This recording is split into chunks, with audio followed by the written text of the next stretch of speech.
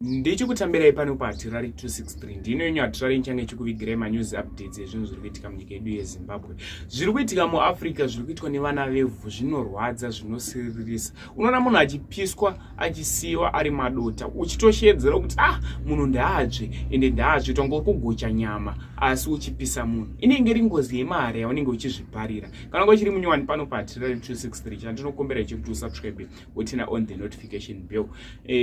Kuitira patinodzoka nemwe post uchangochingona panapa uchangochiona maupdates ezvinhu zviri kuitika munyika medu meZimbabwe nedzimwe nyika dzakatikomberedza. Uchange uchizviwanira pano paHatirari 263. Nyaya ndiyo nezvemuzora nhasi inyaya yevanhu avo vanga vachipisa umwe munhu. Unoona umwe munhu achipisa umwe munhu uchishedzera kuti munhu ndaatsve tongo uri kugocha nyama asi uchipisa munhu. Nyaya iyi takapedza kuinzwa zvichiitika kuSouth Africa and patine time chinzwa kuti vanhu vaipiswa nematai but iyo ntonge history zvitonge zvakudhara inenge history zvitonge zvakudhara asi zvadzoka futi zviri kuitika kuMozambique. Kana uchida kuona video iri zvinoda munhu akasimba hana, munhu achitsva kugochwa kuiswa mashanga pamusoro vachivedzera moto vachidira parafini vachidira peturu kuti munhu ndaatsve munhu ndaagochwe. Zviri kunzi vakapisa vanhu vari kutora mabody parts ende vari kutanga vakucheka mudumbu votora mabody parts votora matumbu votora maparts avanenge vachida vanotengesa kuSouth Africa. Pavanhu ava vari kupisa vanhu pakabatwa vanhu vanosvika ivo 30 so far ndivo vabatwa